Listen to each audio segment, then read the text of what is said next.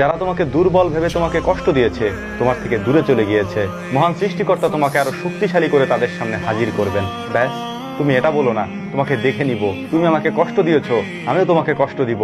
এর বদলে তুমি আল্লাহকে বলো, ও ফাউবিদু আমরি ইলাল্লাহ, হে আল্লাহ, এই কষ্ট সামাল দেওয়ার ক্ষমতা আমার নেই, আমার জন্য যেটা কল্যাণকর হয় তুমি সেটাই করো। মনে রেখো, ওমা কানা রাব্বুকা নাসিয়া, তোমার যারা তোমাকে দুর্বল ভেবে তোমাকে কষ্ট দিয়েছে, তোমার থেকে দূরে চলে গিয়েছে, মহান সৃষ্টিকর্তা তোমাকে আরো শক্তিশালী করে তাদের সামনে হাজির করবেন।